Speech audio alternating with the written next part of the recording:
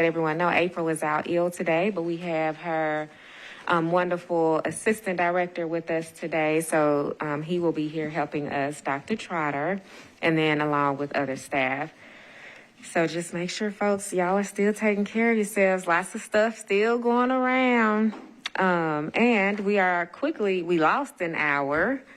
So I don't know how you all are doing, and it's not going well for me, but hopefully it'll get better. But the good thing is soon we'll have we are having more daylight in the evening. So that is the positive. With that being said, I want to go ahead and begin attendance. And at the time that I call your name, if you have any conflicts of interest, if you will advise so at the time, then that would be most appreciated. Stephen Handy. Present conflict. Liz Mallard. Present, no conflict. Deirdre Nicole Childress. Alex Smith. Present, no conflict. Jamie Villegas. Catherine Knowles. Present, no conflict. Xadria Inslee. Present, no conflict. Deanna Allen Robb. Present, sleepy, no conflict. Agreed. I am present, no conflicts. Kanitha Patterson. Present, no conflict. India Pungarcher. Jordan Huffman. Present, no conflict. Courtney Johnston. John Weatherford. Here, no conflict. Ashley Horton. Laura Ferguson Mims. Wendell Seagroves. No conflict. Rico X. Present, no conflict. Adam Hansen. Tom Turner. Present, no conflict. Susie Tomey. Present. And did I miss any other? I don't see Ginger. Okay.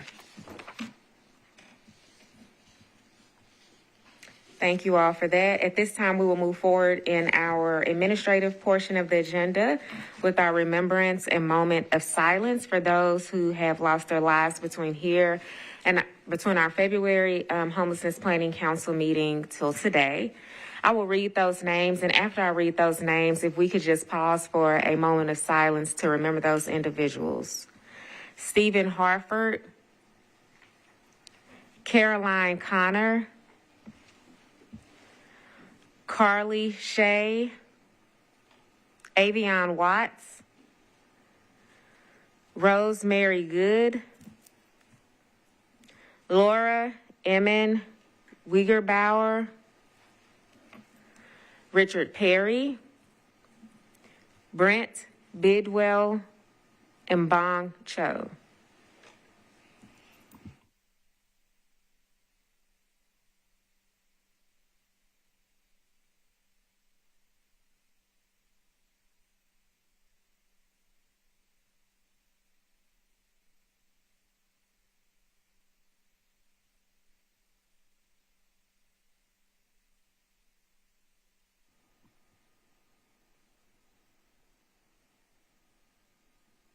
Thank you.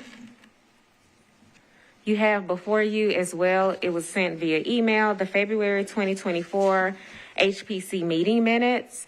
At this time, I will entertain any corrections or noted edits.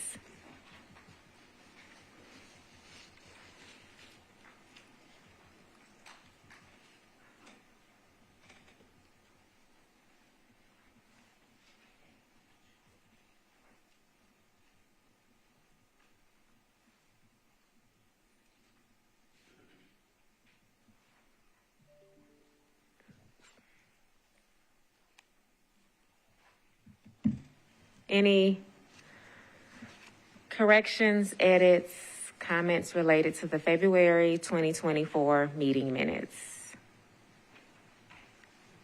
All right, hearing none, they will be accepted as is, and thank you, OHS staff, Raquel, for getting those done so diligently. Moving forward in our agenda is our report from our OHS Assistant Director, Dr. Marvin Trotter. Good morning and happy Wednesday.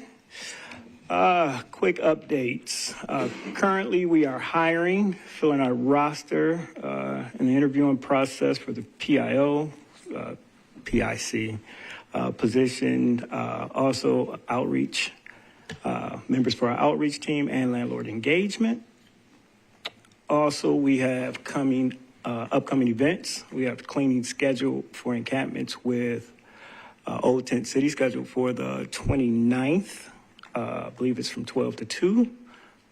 We can blast something out to make sure you're all aware. If you're available, we'd love to have you. We're working on partnerships with MNPD on concerns about railroad track activity, Athens Drive. We also have a biweekly call schedule where we discuss things as well. So, we are preparing for spring seasonal concerns for our unsheltered neighbors as well. Let me see any divisional updates. Do y'all normally do this? Will this be part of the presentation that they all do, or do you need me to? Okay.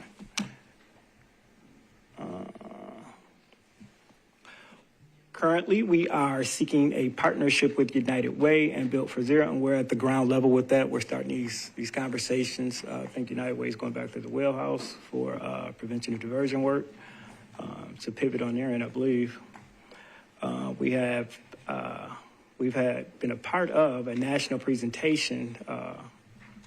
April, Bill, and Kanitha were all part of a presentation in San Diego. San Francisco, I'm sorry. Charge my head, not my heart. Which they will speak on momentarily.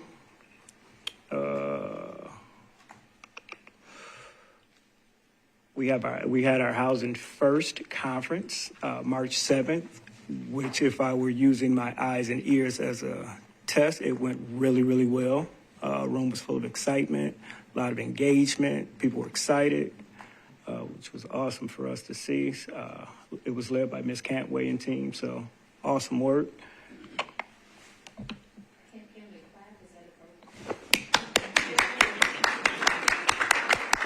Clap. To dig into the PowerPoint presentation, let me see. Highlights. Kobe's Army increasing services with 10 peer support referrals made the first week of February. Things have been retooled and are moving more smoothly now, so that's a plus. We've started our monitoring of funded agencies. We start with a virtual meeting to set expectations and kind of go over what that process will look like. It's followed up by an in-person meeting, and the purpose of these meetings is to really look at policies and review or policies and guidelines and offer assistance. It's not a gotcha moment. It's really to help smooth out processes and make sure we're all working on one accord and in compliance. Let me see. I'm trying to get housing.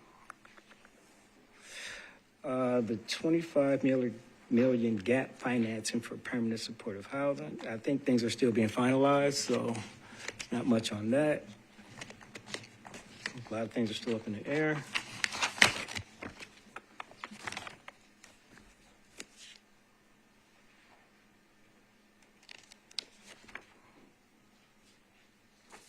Total spending breakdown. We have gap financing for permanent supportive housing at $11.8 million. We have temporary intern, and this is on page 7.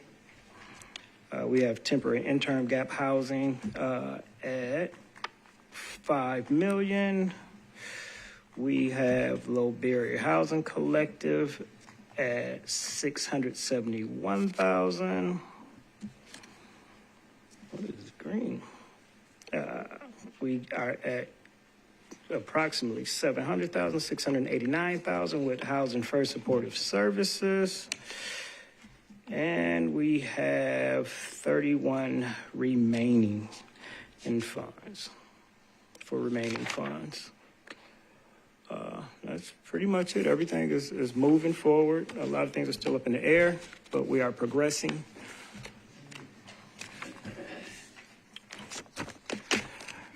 Also, we have our weekly calls, our coordinated care calls. We have a lot of calls. Lord. We talked to a lot of people about a lot of things, and we are making progress. Of course, it's not fast enough for our unhoused neighbors, but we're making progress. These conversations are proven to be fruitful. I think after the conference, there was a kind of a spark. So we got some creative juices flowing. People want to talk. Things are moving a little bit more cordially and rapidly now.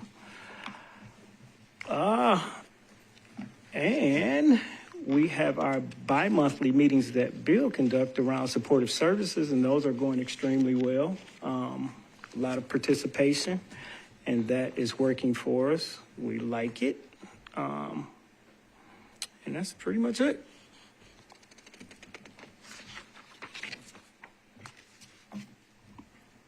Yes. Just a quick question, Director Trotter. Very quick. Regarding the rail safety issue around the Anthus Drive camp, do you know if R.J. Corman has been initiated with at all? Are they being helpful? Do you need any help along those lines? I've got some contacts there that'd be very willing to share. I actually was able to talk with folks yesterday at the Coffee with Cops event. So no, everything we're fine. We're working at it. We're still at that ground level, trying to create a foundation. But yeah, I think we're good. So, but if I do, I will reach out. Thank you.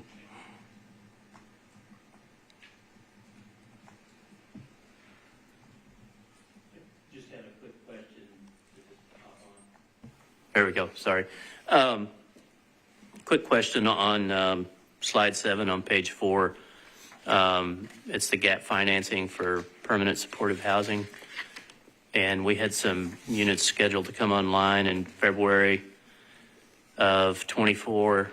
And then we also have some in the January to April of 2024 timeline. If we could get a kind of an update at the April meeting as to where they stand, like if that timeline has moved to now May or June or whatever it is, since we're already passed on February on a couple of them. Will do. Awesome. Thanks. Gotcha.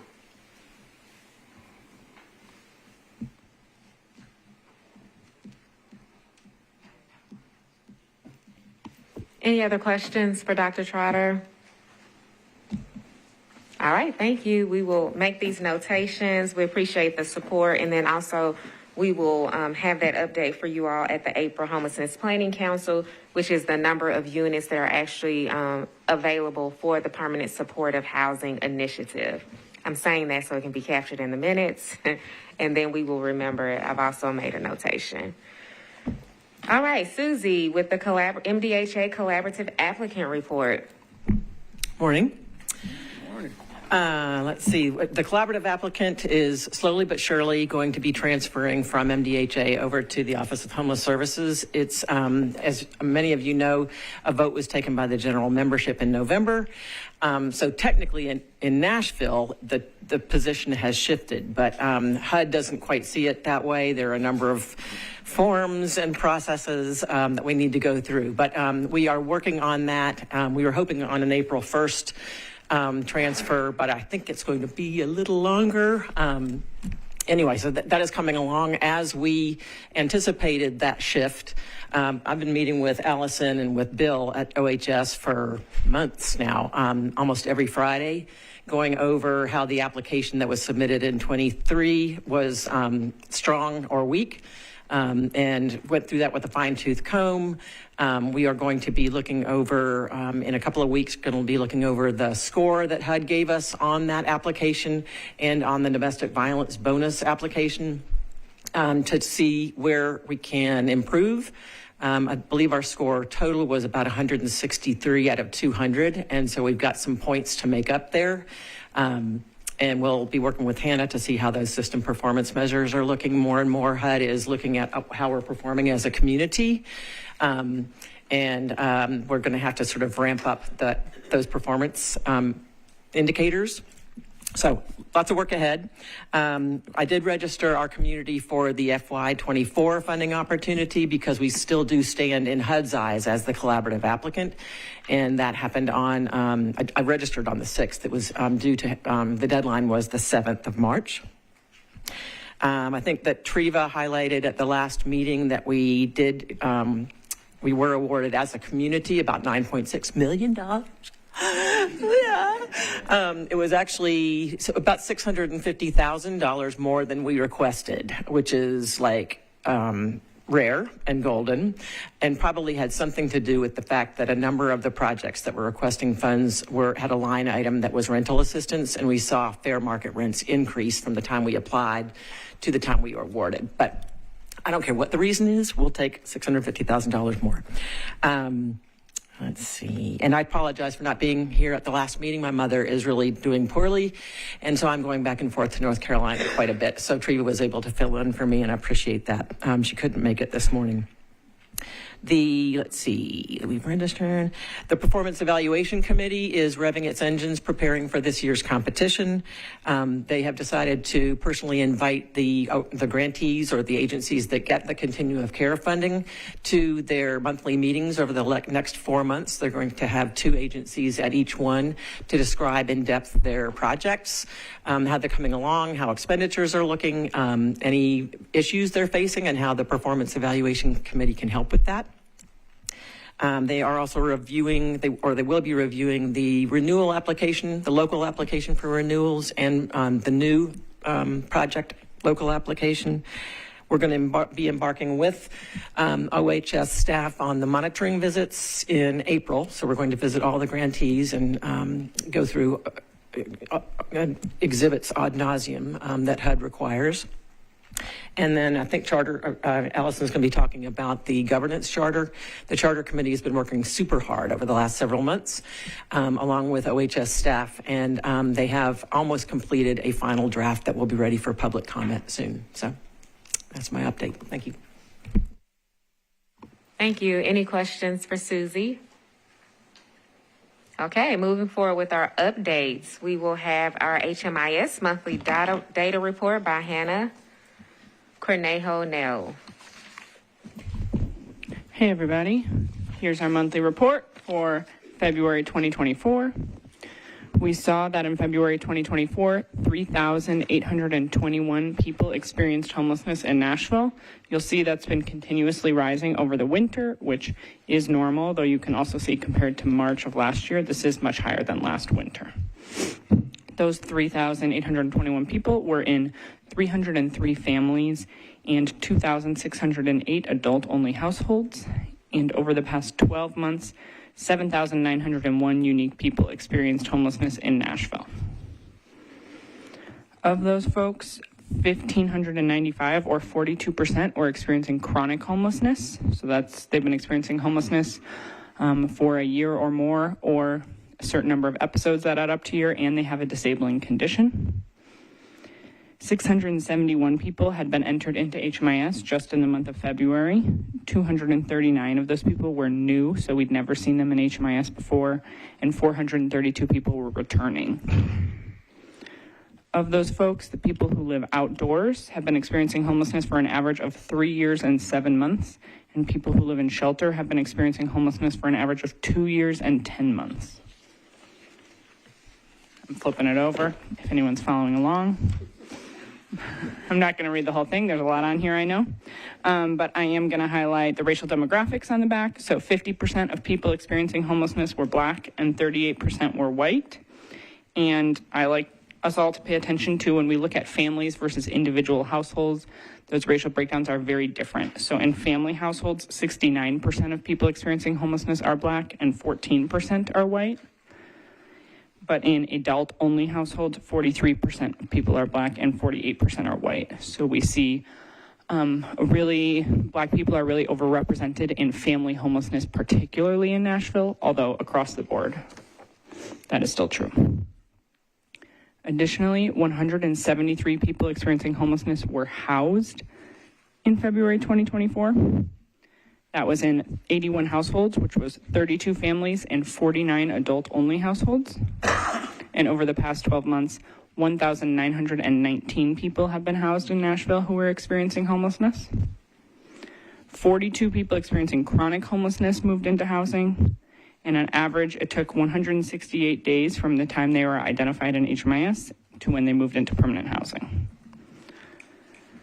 Of those households, 25 moved in with rapid rehousing, which is normally the most common way people are moving into housing. 23 households moved into housing with no ongoing subsidy. And we had 10 households move in with VASH vouchers, which is a really big month for VASH, so that's exciting. On the final page, of the people who were housed, 60% were Black and 18% were white, 9% were Hispanic or Latino, and 8% were multiracial. In families, 66% of people housed were Black and 7% were white. And in adult-only households, 46% of people were Black and 46% were white. And our top agencies this month at housing the most households were the Salvation Army with 20 households, Operation Stand Down with 17, Safe Haven Family Shelter with 13, and Catholic Charities with 11 households housed.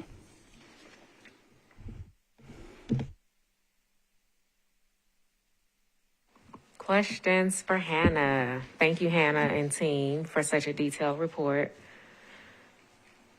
I see people still looking, so don't run so fast. Susie.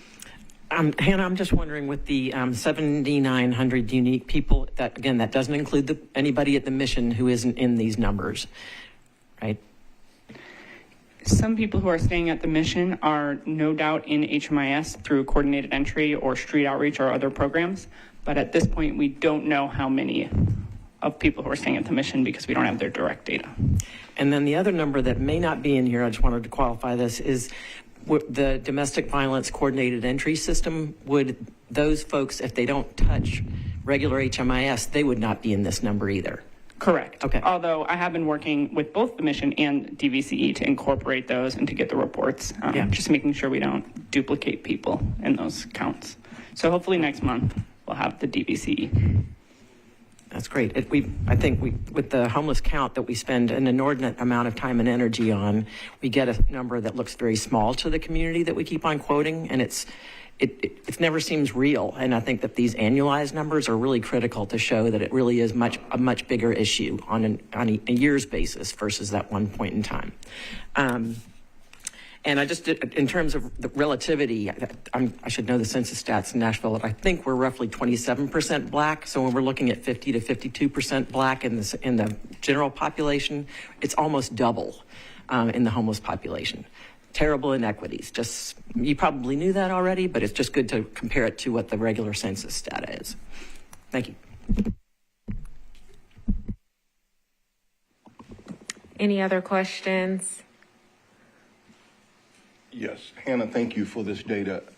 My question is one of differentiation. Do we know how many people have become homeless, live here versus those who've migrated over time? So we don't ask that in HMIS, but we did ask it in the point in time count survey this year. So we will have some information once we release that from the point in time count. And I'll also just say that generally when people do studies of this, most people, I think like 80% are experiencing homelessness in their own communities that they lived in. And it is something we have talked about collecting coordinated entry potentially.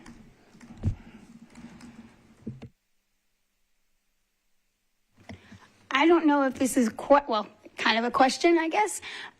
What about the people that become homeless but they're staying with a family member for so long? Because I do understand they have to be technically homeless for so many days, but if they have to wait that long, or if they're not able to wait that, I don't know that gap of they're homeless and fortunately they have family, but how are we going to consider those?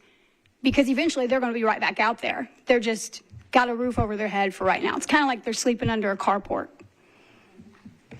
So these numbers are generally using HUD's Category 1 definition, which means literal homelessness. So it would not include people who are staying with family. It would include people in like shelters or outdoors, cars, things like that. But there's certainly a larger population of people who experience that kind of homelessness or housing unstable. Like I know Catherine, when she gets to report her numbers of families in the school system experiencing homelessness, those numbers count, and we see a lot more families than 303 in a month that are experiencing homelessness from Catherine's data. I think also hopefully this partnership with the United Way, as we look at prevention and diversion, will be able to expand so we can look more at people like that to prevent homelessness before they're out on the street.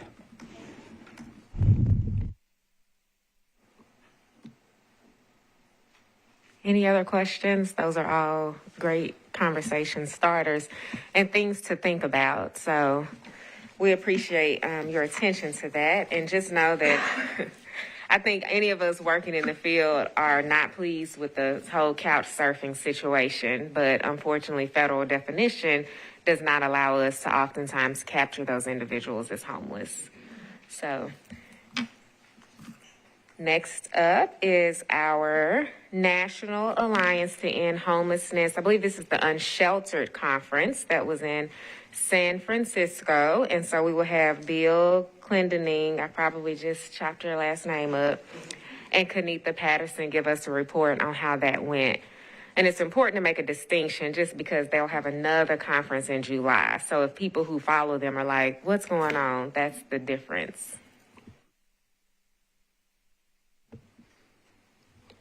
I can start, or either way. So, hi, good morning, everybody. Good to see everyone. Yes, that was the NAEH, National Alliance to End Homelessness Conference in San Francisco last week. There were 6 of us from the Nashville community that I know were able to attend.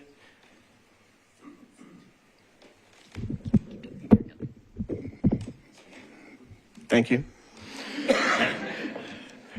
There were 2 that the NAEH funded and sent, which was Kenitha Patterson and April Burns Norris. And of course, I'm going to let Kenitha tell about her experience. And then OH staff, there was Director Calvin, Lakeisha Davenport, Heather Seabrooks, and myself.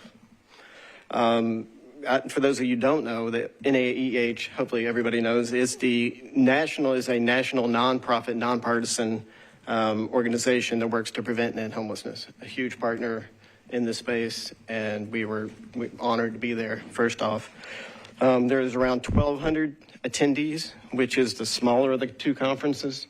Actually, the one in July in Florida is much larger, and it sells out immediately, so it's hard to get into. So we were glad to be there. There were a lot of great content, a lot of great sessions. There were several that stood out to me. But what I kept hearing over and over is that there's no cookie cutter solution to ending homelessness in a community. A lot of it's community dependent.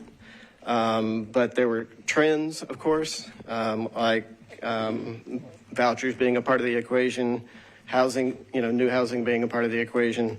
But COC, organizational collaboration, was the one that we hear over and over and over, is bringing the community together in an organized way.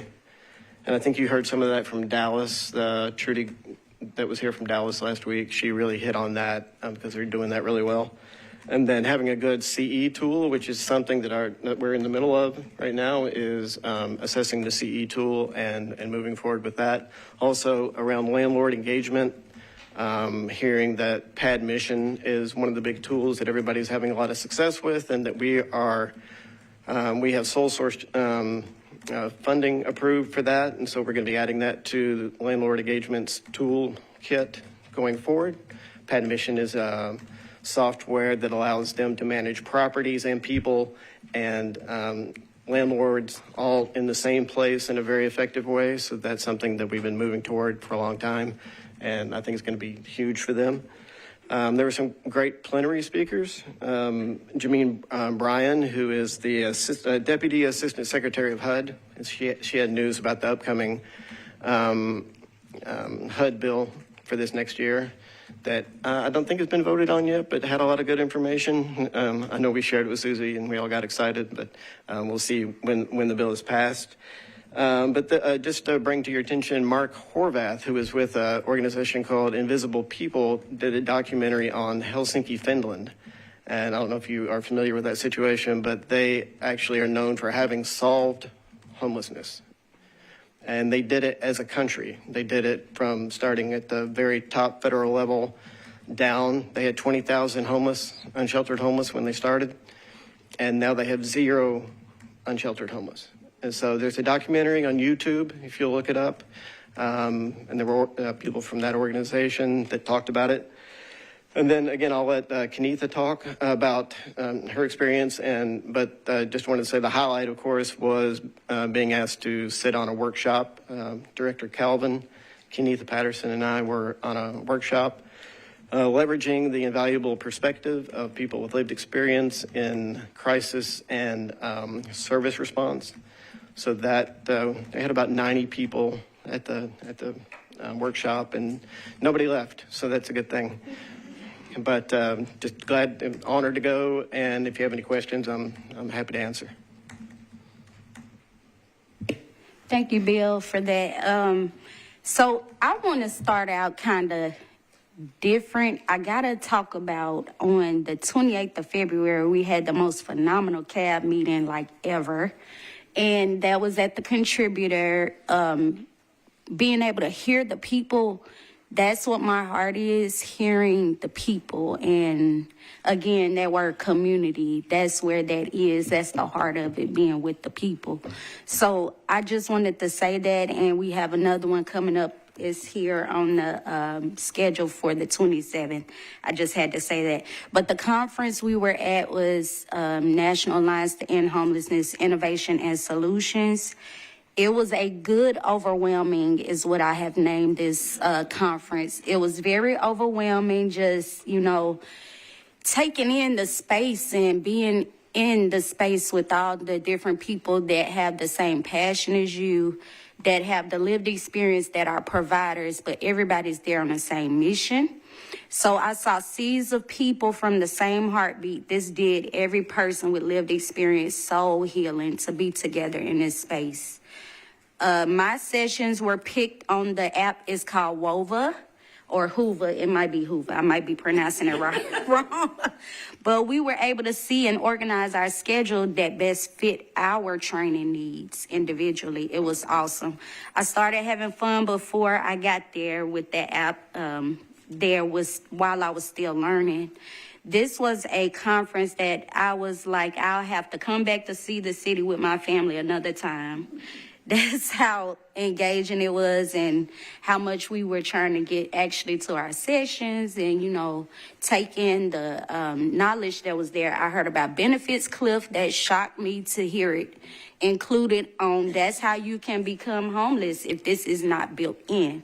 So that's huge. Our session was 5.02. It had a number, so I feel so official about that.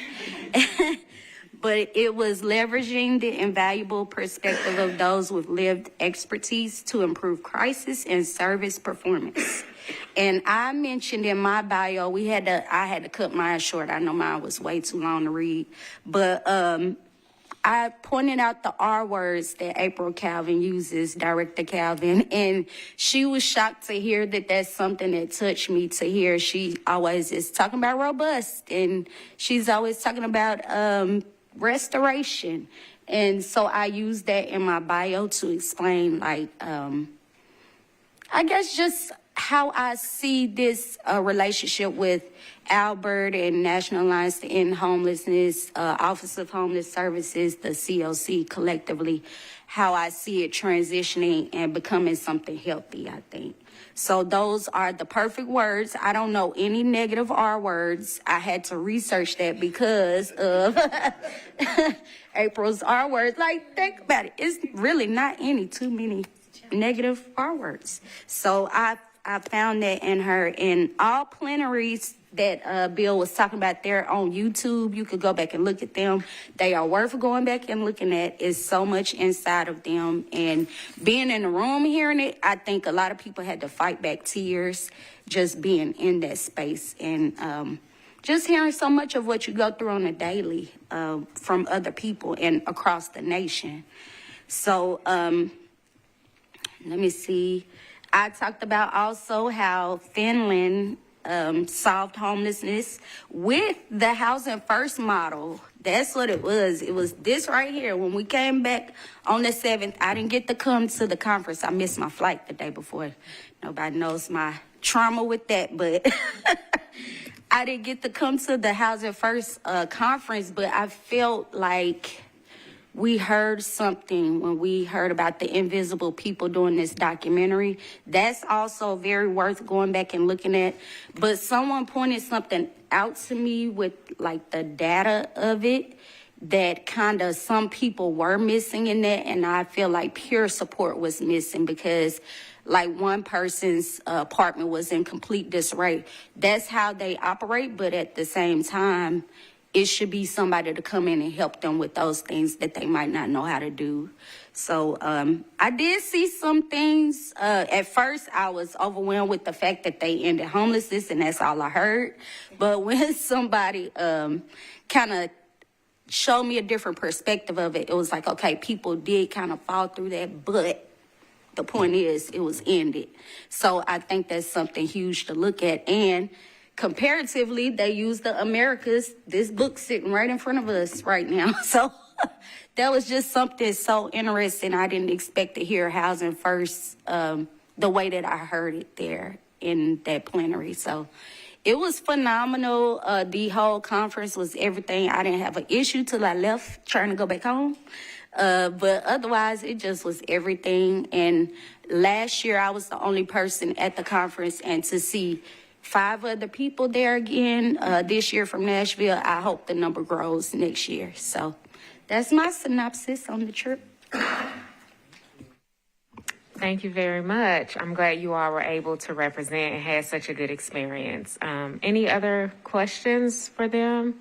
I want to ask one quick question. When I go to conferences, I feel the same way, and it's so much information, but I always try to approach it if I come back with something that could be implemented, in the first 90 days, something in 6 months, in a year. And I'm just curious if there's one thing that stuck out to you as kind of an immediate action that you feel like we could take, or just kind of an immediate. To be quite honest, I would need help, honestly, with breaking down the information I got. Okay. That would be something huge. I wanted to bring it all to, like, this bag right here is my stuff I brought back. So, like, I need help breaking it down, disseminating it, and I feel like that's work that's inside of the cab.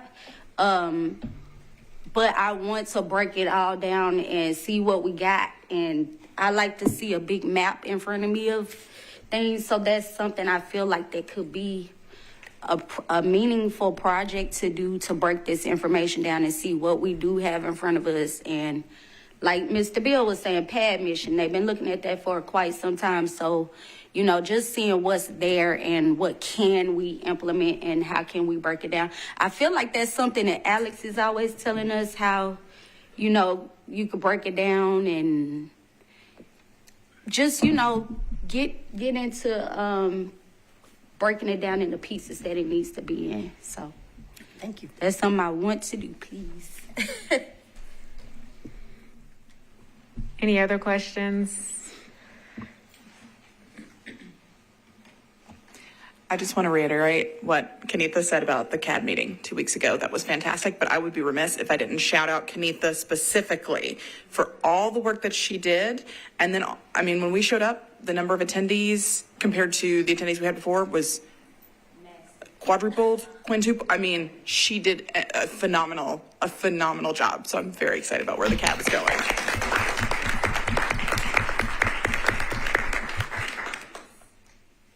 Thank you, and we are excited to support, and I know Kenitha, she will let us know how we can continue to support, so we appreciate that. Moving forward to our voucher utilization and housing units coming online, and that is Charis Spiegel. Charis is not with us my today. Apologies. And I mess it up too, so. I got numbers for you, though. So the EHV, or emergency housing vouchers, are at 99%. The Veteran Administration Supportive Housing voucher or VASH is at 82%. A family unification program or FUP is at 59%. Shelter plus care or SPC is at 98%. Mainstream is at 78%. As for the housing that is coming online, currently we have several low barrier units coming online, which we will follow up on, of course, but just to give you the numbers, we have 131 units through AGB Real Estate with Wallace Studios, 117 units, again, with AGB Real Estate, 20 units, the AVE, that's AVE, the AVE, 17 units with Parliament Place / Southwood Park, 2 units, Being a Helping Hand, 10 units, Shelby House, 90 units, Strobel Center, for a total of 387 new low barrier units. I feel like I'm missing a couple. I'm missing a couple. I feel like I'm missing a couple. Okay, those are the numbers as we have it currently. If I do find that oversight, then I'll be sure to get that information out to you all. But I think that's all. Question, so if for those, as of now, they have 380 units coming aboard, and that does not include what existing units. I think one of the things we have discussed is in our community, a gap though is who's providing those supportive services. So I often hear, where are the units, where are the units? And as units are coming, we just want to make sure that we are positioning ourselves as a community to be able to, you know, I tell my staff all the time, you can get people housed. That's not, I mean, that is an issue and it definitely is difficult. But then looking at how to sustain that housing and utilizing housing first is an entirely different shift that I am hopeful that we will continue to do. And it's hard work. So let's continue to keep that in the forefront of our mind as we are also looking at units coming on board. One of the things I wanted to highlight, and I'm sorry, did I just steal your whole? No. I just found those other 2 units. That's all. 2 units with Cherry Oak Apartments for a total of 389. That's all. Okay. So the other piece of it is you've asked and you are in receipt. So 380, how many units? 89. 89 units is what I'm hearing, right? So here's my other ask. You all know I'm going to continue to ask this because one of the things as a community that we oftentimes do, we look at who else is going to save us. But one thing for sure, if any of us are in a boat and the boat's about to drown, sink, most of us are going to grab our own life jackets and we're going to look at how to save ourselves and then, you know, work on others. Because what do they tell you even in the plane? Put the mask on yourself. So one of the ways in which you all can assist, we now have your 1-pager. It's springtime. People are going to be back out on patios, having more coffee encounters and all of those things. And so as you are doing that and you are in your own individual circles, remind people of our low barrier housing collective incentives. Help recruit landlords. Let's get the number up. And now you have the information readily available to make copies. It's been emailed to you. And then also, you know, you're welcome to reach out to Charis with OHS if you need additional information on how to get these landlords on board. But you'd be surprised what conversations you can have in your individual networks and what people have available. Oftentimes people have houses that they are just sitting, or they, you know, people won't get tenants. So just consider that as you all are seated around this table. And also those in the audience, we'll take any and everything. So just be mindful of that and help us to get more units and landlords. With that being said, we will move forward to our report on the Housing First Community. Yes, Liz. Sorry, Ms. Showers, I want to give a shout out because I got to physically watch her come in and talk to my landlord, who's completely Section 8, loves it and everything. The issue that I don't know when it's the right time to bring it up would be I have witnessed in my own apartment complex a young lady who got her voucher, came in, started all the paperwork. There was a holdup on the caseworker and everything with getting all the paperwork to her. She physically came in and walked in herself. In all of this, getting ready to move in, my property manager got an email saying she no longer had a voucher because there was no extension, and the Section 8 whatever they do, the check or something that they go in, and that was the holdup. So it's things on our end and the caseworker where she lost her voucher and all that work, and now that spot has to be given away to somebody else. But it was held ready for move-in, ready inspection. Section 8 inspection was getting held up, and the extension on her voucher was completely lost. So yes, thank you for that. That is what I mean by supportive services, you all. We can have someone come tomorrow with 1 million units, and to be honest, our community is unprepared for that. So as I always encourage, there are various nonprofit entities that are represented within our continuum of care. And my hope is that they are going back to their executive directors and board of directors, and that they are having them look at different avenues on how to apply for various grants that would support that. Because one thing is, there's a system in place. You need someone who's walking folks through. Those vouchers do expire. It is a lot of paperwork. For those who did take the courtesy of attending that board retreat, you see it. That is not a joke. That is the actual paperwork that is required federally that we have no control over. And so helping people to get all of those things in place and to be supportive and to make sure that they're able to get in the unit, and then once in their unit, then how are we providing those services. So definitely noted. And I think just continue to be mindful in how do you advocate within your agencies and areas to do that. So yes. Sure. Our landlord engagement team actually does a phenomenal job of that. And they also provide those push-in services to other agencies once a person has a voucher in hand. So, feel free to reach out to our landlord engagement team for any assistance that you might need surrounding that matter. They may be of some assistance moving forward in the future. And the actual Housing First model, depending on acuity, is really, so depending, and you all know, I'm not going to get into the whole clinical aspect, but let's say if I have a caseload of 10 high acuity individuals, that's one case manager per person. The max caseload typically with a diverse level of acuity is 1 per 25, and that would include those who are housed, which we would say stabilization, and those who are seeking. So your team is probably, 10 people, and we have 389 units. Most of us are not that mighty.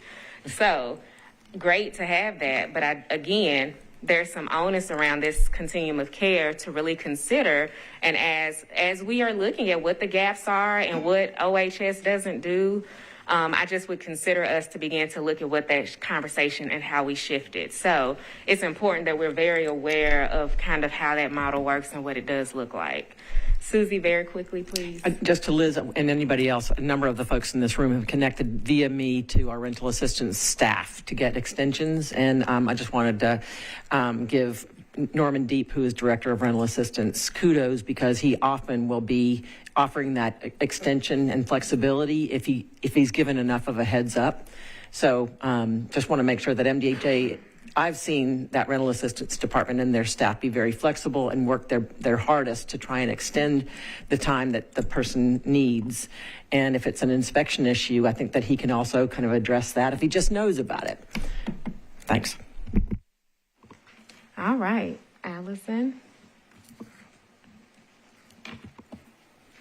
All right, good morning, everybody. I'm Allison, and I head the OHS Planning and Research team, and I wanted to talk briefly about the Housing First Community Conference that happened last Thursday. All of you in your packets, you have the packet that all the attendees received. So it has the agenda, and it has the entire slide deck that was used. We knew we wanted to do a Housing First conference. Nashville was declared a Housing First city in 2022 by Mayor Cooper. But we know that Housing First is, it's a model with many different pieces and parts, and it can be complicated to implement. So we knew we wanted to bring in a researcher to talk about Housing First. We were really fortunate to have Dr. Samson Barris, he's a researcher at UCLA, and he also does a lot of work with the VA around VASH vouchers. And he, as you see, he literally wrote the book on Housing First. He is sort of considered to be the father of the Housing First model. So he came and was able to speak about Housing First, both from kind of a theoretical framework, but also from a practical framework of what does this look like. We also knew that we wanted to bring in a city that had implemented Housing First and to talk really frankly about, here were our challenges, here are the successes, here are the next steps that we see. So we had Trudy Hernandez come in from Dallas and talk about what that's looked like for them across their COC for the last several years. And we had Angie Hubbard from the planning department talk about the housing divisions, initiatives that they have. April Calvin spoke about the progress that Nashville has made and the progress still to come. Many of you were there, and so I want to thank you for your support and your support of the conference and of the work that the entire community is doing. I put out the registration link on a Wednesday at 5 p.m. By Thursday at 9 a.m., we had 120 tickets sold. Sold. It was free, but. And this was for a venue that we had booked. We booked the DCSO training facility, which is large. I think it has 105 seats. We booked 120 seats literally overnight. So we had to do a real quick pivot. We were very fortunate. We found another venue that was able to accommodate about 250 people. And I will say, looking at the guest list, probably 2/3 of the people were names that, we would recognize from attending COC meetings and HPC meetings and that sort of thing. But the other third were not. They were folks that, maybe in the social services sector, but don't particularly focus on homelessness, or folks that were just, outside of the sector altogether, business owners. I thought that was really fantastic because we could talk to those folks about what Housing First is, and how it works and show them that it does work.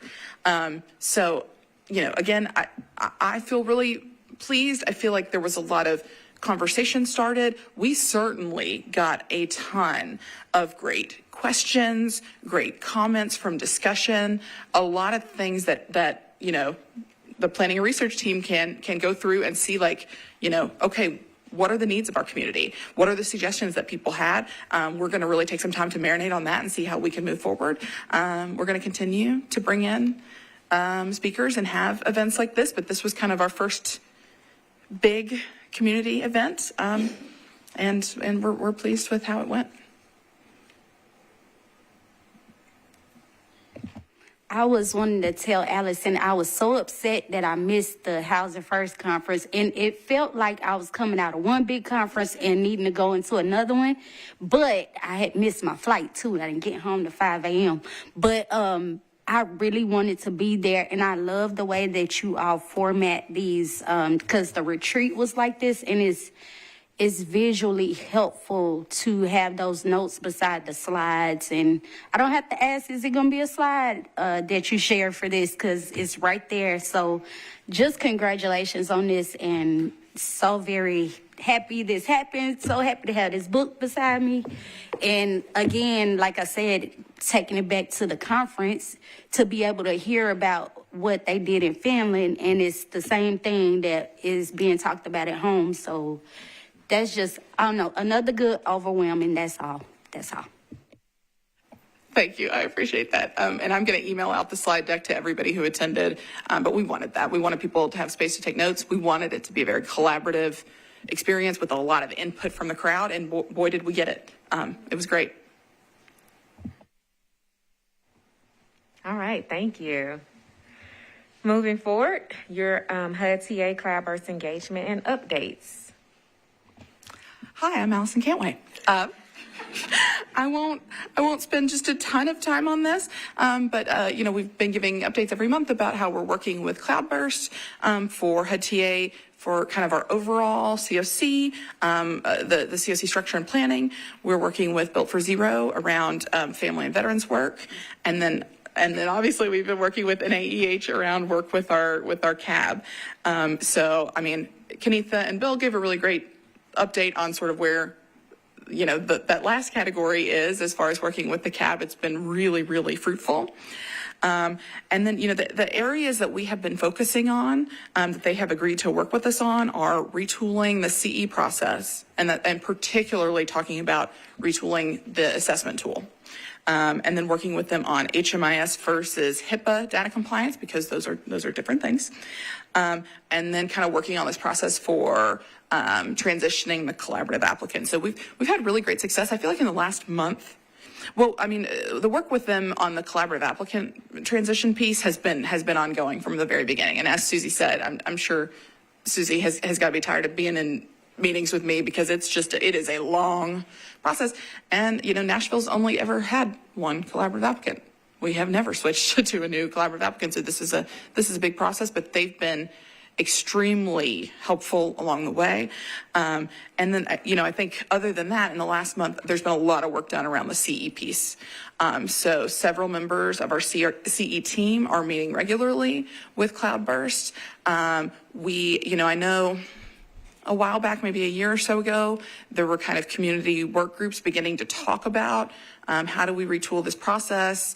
That was led by Sally Lott, who then moved. So we want to get that up and running again, because I think we are certainly aware of the limitations of the VI-SPDAT. We are certainly aware of the fact that the VI-SPDAT, oftentimes does not produce equitable outcomes, and many communities across the country have realized that and created their own tools. We also are really fortunate in that our HUD point of contact reached out to us about some community workshops, and with very, very limited spaces, and we were able to snag 4 spaces for our staff. And these are going to be weekly trainings, 2-hour trainings, and they go on, I think, for 7 weeks, talking about the CE tool and how to update the process. And so we're really excited for that. Any questions related to that?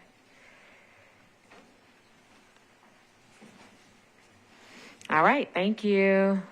Next up, we're moving to new business. We have a shelter committee letter by John Rizzo, and that is also before you in your packet.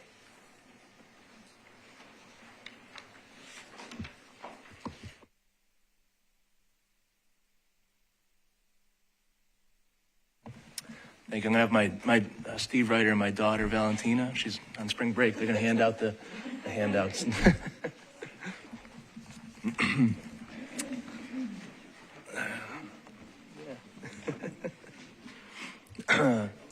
Well, thank you for inviting me. I've been looking forward to this opportunity for a long, long time. So thank you, Madam Chair, members of the Office of Homeless Services, City Council members, and to all of you, the members of the Homelessness Planning Council. I sincerely applaud everyone here for their selfless work towards ending unsheltered homelessness in Davidson County.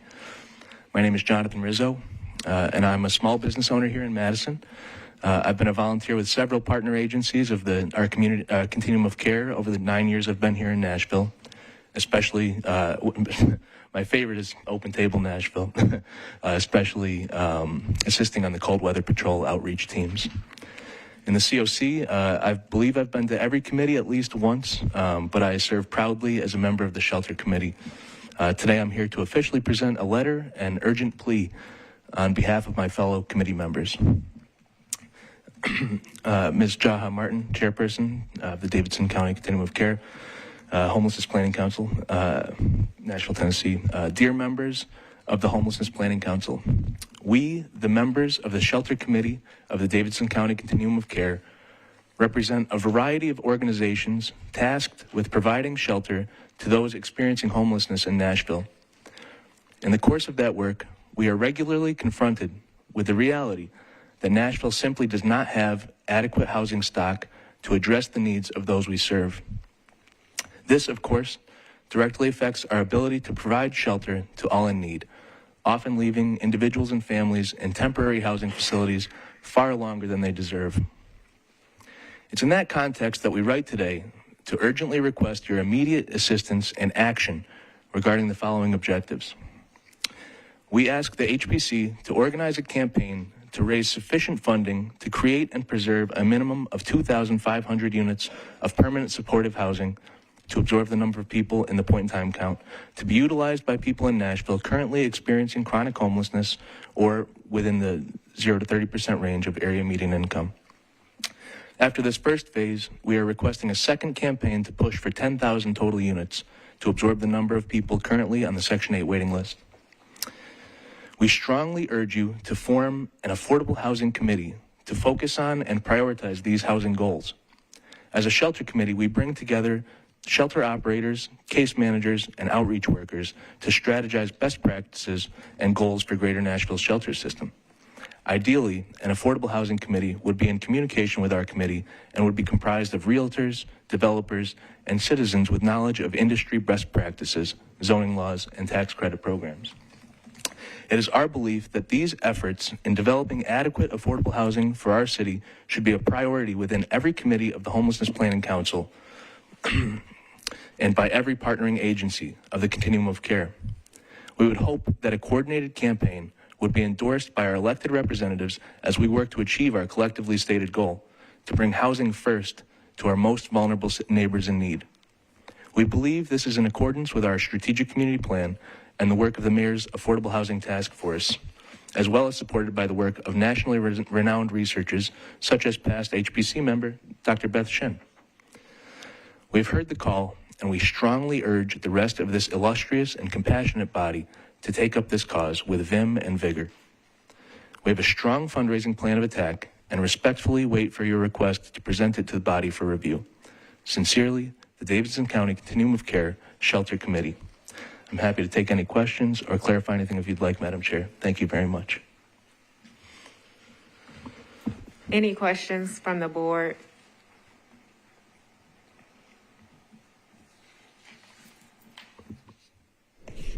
I'm just looking at Derek because I tried to pay attention during your, as you train us every year when we look at ethics and what we can and can't do.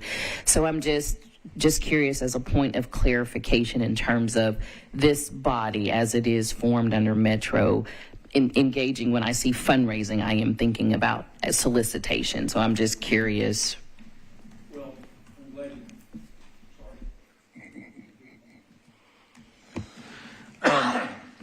I'm glad you phrased it in that way because you are created by the Metropolitan Council. You're not a board and commission of Metro, but you are a council, so you're part of Metro.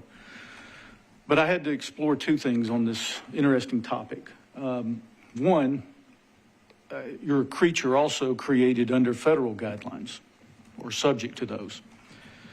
So I read a very, very lengthy Code of Federal Regulations, 24 CFR Part 578, that deals with the continuum of care and the Homeless Planning Council.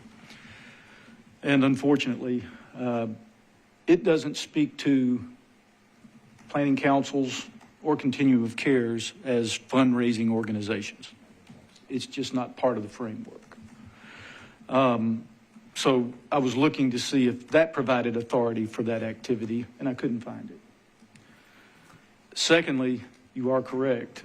Within Metro itself, there are inherent conflicts of interest. The government is a taxing authority, raising funds that way. It doesn't raise funds, whether it's through its boards, commissions, or councils, for fundraising. And therefore, those two are kind of diametrically opposed. And you also then would be competing with the charitable organizations that are created to address these issues. And I think that's one of the reasons that the government has its thumb as a taxing authority, but the charitable organizations raise funds through solicitations and so forth. And that would probably put not probably, I'll be direct, it would put the government in conflict with charitable nonprofit entities. And that's not really the place that I believe Metro or those nonprofits want to be. They want to collaborate and work together, which is what the continuum of care is about. I think the approach would be better placed on fundraising through organizing the charitable organizations to do that. But I don't see a path, haven't found a path where Metro could go into the business of soliciting charitable contributions. It's just not there. And it also creates all types of things. This organization in that capacity, all of its meetings would be subject to open meetings. It's a very difficult framework for you all to have and conduct your business, but it would grow into massive issues. Unintended consequences is just the best way to explain that. So I regret having to give that advice, but from a personal perspective, but that is my advice, that it would not be a recommendation that you pursue yourselves as being a fundraising entity through charitable contributions. Thank you for that, Metro Legal. Any other questions related to this? May I Can we respond entertain questions briefly? first? Sure. Give me a second to make sure there are no other questions. Did you have a question? Not of Mr. Smith. Go ahead. I'll go ahead and comment after Mr. Rizzo. Okay, go ahead. Yeah, I certainly agree. This should not be a fundraising entity. I think I mentioned that we asked the HPC to organize a campaign to raise sufficient funding, not to raise the funds. To organize. Thank you. Go ahead, Tom. Sorry about that.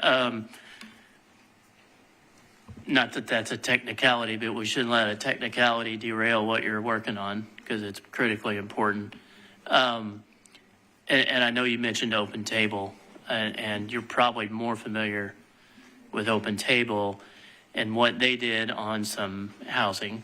And I don't remember how many units, and this is at the Villages at Glencliff? Yes, Glencliff.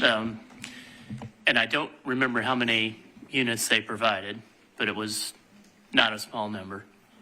And I just Googled while you were talking. 600 churches in Davidson County, 597. We have 2,500 units that you're looking at. You know, that's 400. That's 4 per church. Some could do more, some could do less. But your familiarity with Open Table, my first thought is go that direction in some fashion that brings units online and use them as the model.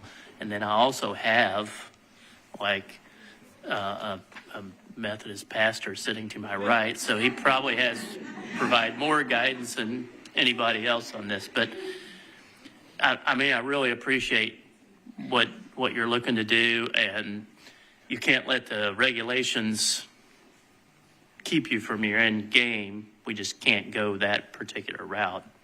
So I guess I'm just offering encouragement, and probably from everybody. And I think everybody wants to see you succeed on this. Not that you're doing it to succeed, you're doing it to provide housing. So thank you. Thank you. Any other questions? We are not entertaining from the public. There are no action items. Are there any other questions related to the board, the Homelessness Planning Council? I guess my one question, I mean, I realize we can't take action, but on the fundraising piece, but could we make a recommendation? Like, I mean, I'm looking at this Mayor's Affordable Housing Task Force, and I'm embarrassed to say I don't really know who's on it and what they're really doing, but I do wonder if we could assist in passing this along to another body or someone else who might be able to take action. I think I love the idea of engaging the faith community. I also think if you look at the 100 Days campaign model that they just completed for families, that involved bringing a lot of nonprofits in the community together. So I wonder if it would be possible to talk to United Way and the folks who organize that, and if there's a way to organize a similar campaign around bringing these units, to the community based on that, either that model or the Open Table model. But could we recommend that the mayor's Affordable Housing Task Force or someone else look at this great idea? So I think one thing, let me just give a point of clarification, because I think you missed the board retreat and maybe haven't had time to review your materials. One of the realities is that there is a gap of our standards of care in the committee, and we are aware that the recommendation has been to name that permanent housing. And so the executive committee and this body are moving forward with that. So that's not anything that is secretive. I don't think at that point you need a conflicting group with that. So that is in the works. So I don't think that there is further action needed at this point in terms of us doing that, because we do hear you. And so there is work to be done. We are now consulting to get a actual description of what that committee would look like. And then at that point, I don't approach people to chair a committee and I don't have a description of that committee. And so we want to be mindful and forthcoming in what that committee looks like. Office of Homeless Services has agreed to help me find that. So we are researching that.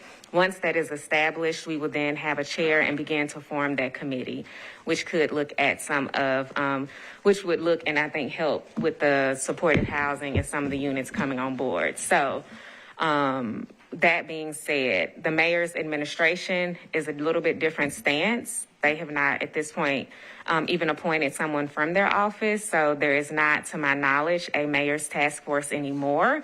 And this body does not have the authority to determine what the mayor's administration did. I wish I did, but I don't have that. So I will say, with that being said, if there is a motion there's not an action item to be said, because unfortunately we can't move on action that is against what Metro Legal would recommend. So at this point, this body cannot take action on your letter, but we will be looking at forming what is known now as standards of care. And the recommendation will be permanent housing. So looking at moving forward with that. Are there any other questions related to this? It's not a question, but more so a comment. So the specific request, as I read it in the letter, I started with clarification because solicitation is the first thing that comes to mind when I see fundraising, and so just to get that legal opinion. But I see the request here, specifically the formation of the Affordable Housing Committee as a part of the HBC.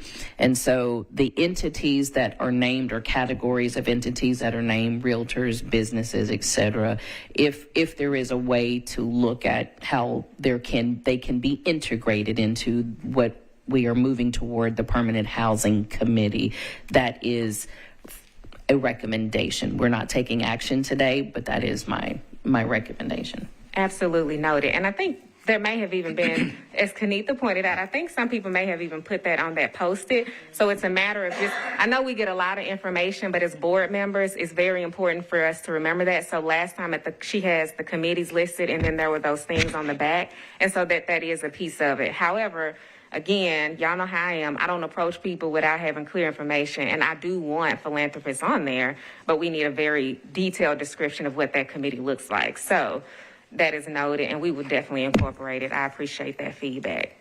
Pastor Handy. John, good to see you, my friend. You too, Pastor. I will tell you, as a faith person, that movements never start within bureaucracy. And so you have to create an alternative to what you're attempting to do. This is a wonderful place to talk about it. Bureaucracies don't create movements. I'll just leave you with that, and we can talk over coffee. Thank you, Pastor. I look forward to that. May I leave with one final thought if there are no other questions? Let me give you one point of clarification. Metro Legal is showing me the Metro Nashville Housing Division through the planning department, as you all know, with Angie Hubbard as well. So that would be the entity in terms of looking at from the mayor's task force. So I want to make that point of clarification. So it is that, but it is also through that. I think it's just labeled differently. And just real quick, part of its purpose and mission is to align systems, resources, and partners to create housing solutions that are affordable and attainable for all. So there may be a pathway for you to communicate with that division and see if your collaborative effort could be guidance for them. But I don't, again, I have to stick that this body isn't the correct path, but they may be able to at least inform you what they're doing and see whether your proposed campaign and networking and so forth could facilitate what they're working on as well. Oh, yes, sir. Excuse me. Angie Hubbard with the Housing Division of Planning made a presentation probably a couple of weeks ago or so to council members, and I know that they are really begging for individuals with ideas, developers with ideas for affordable housing to come to them. So I think that we're on the right track in terms of steering you towards them. I think that is, in my opinion, your next logical step is to present what you're presenting here to them and see if there's an avenue there that can take you in the direction that you're trying to go. Thank you. Thank you, Councilman. Mr. Rizzo. Well, thank you for hearing me. First of all, I really appreciate this opportunity. I suppose what I was looking for next steps, if you will, just to entertain it, I think it's imperative that we begin a serious and concerted effort immediately to organize our partner agencies of the continuum of care in leading a large-scale effort to achieve our collective goals. I would require more time to get into specifics, but it starts with putting it on the agenda at every meeting.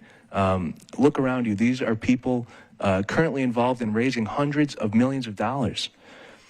There are even more people that want to help, but they demand a more efficient approach to solving this problem. They and we want solutions, not Band-Aids. We need housing first, services included, but secondary. And these are people... I've heard it from several of my higher net worth customers, but there are many more like them at some of the churches, as you mentioned, and businesses around town. Some of them live as far out as Brentwood and Franklin, but there is a lot of money here in Nashville that we are not currently accessing. Our network in the COC reaches around the world. I don't believe we're using it to its full capacity and potential. Our shelter operators, case managers, and outreach workers should not be so overwhelmed and burnt out. These are signs of improper management. The mayor was on this very council just a few years ago, and if we cannot do this now, I don't think we ever will. Thank you. Thank you, Mr. Rizzo.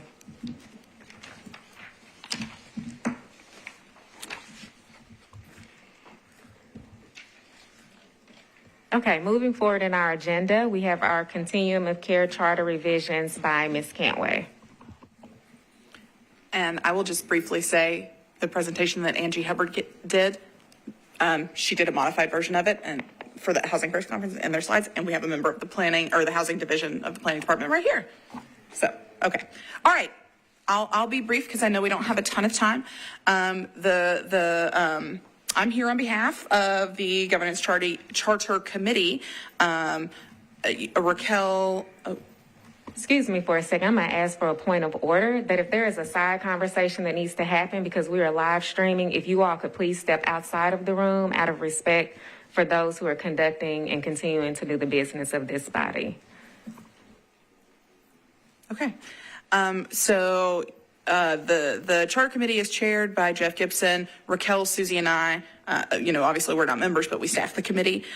You received a copy of the draft updated charter and the list of changes in the charter electronically. I apologize that we did not have time to print it before today, but you all received it electronically, and you'll receive it again soon when it goes out for public comment. I'm going to just briefly touch on the general changes. There were lots of small grammar, syntax, wording changes, but the general big changes were there are policies written around COC and HPC attendance, things around a code of conduct, having regular updates from the COC general membership to the HPC. There's language around the policy of designating the collaborative applicant, which our ad hoc committee last year created. There's also language on oversight for the CE lead role, the HMIS lead role, and the collaborative applicant. There's a lot about committees. the old version of the charter did not have the CAB written in it. It didn't have the shelter committee, and it didn't have the veterans work group. So we added all of those. A couple committees, charter committee suggests that they be merged, but these are the data and HMIS oversight committee have already been meeting together, so they suggest that that be merged. The membership and nominating committees, they suggest be merged. The document clarifies duties for committee chairs, and it gives some recommendations of, at the end of this document, there are some recommendations from the charter committee of things that need to be sort of further worked out in the future. That would be asking some particular committees to develop additional policies and procedures. And then they also made the suggestion of creating an ad hoc committee to suss out a grievance procedure. There was a lot of discussion around that. I consulted with HUD TA around that, but ultimately kind of the decision was made that, the COC can make this decision through the work of an ad hoc committee, so that is recommended. But again, y'all all received this list of all the changes and of the charter, and it will be sent out for public comment shortly. If you have public comments, please send them, and then it will be voted on by the COC general membership. Thank you. So please take time to read those, read the charter. And again, any comments, we welcome them. That will go out to the general public, period. And then we will bring that back along with those comments. And then, of course, we know ultimately it is voted upon by the Continuum of Care general body. So any questions for Allison related to charter and bylaws? Y'all, I'm so excited. If you look at the cloud, so let's just say this story of progress. It has been a journey. It has been a journey. And as I wrap up my term, this is March. I only have 3 more meetings. I know some are jumping for joy. But I will say this, it has been a pleasure and an honor. And one of the things is that we have moved a lot of work in the midst of all of this. And I know that could not have happened. And many of you have been beyond supportive to me, and I appreciate it. So just to highlight, when we think about it, we have worked on the change of the collaborative applicant.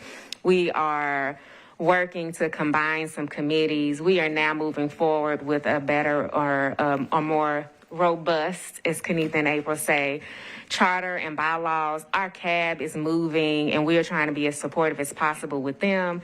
And so when we think about some of the things that are not happening, I want us to consider the things that continue to be. And again, 389 units coming on board very quickly.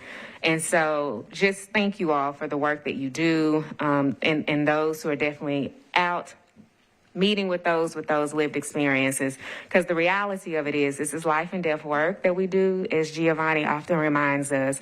And so we want to make sure that no more lives are senselessly lost to the trauma of homelessness. So I appreciate each and every one of you. I wish you the best rest of your week, and we will conclude this meeting today for March, and I will see you all in April.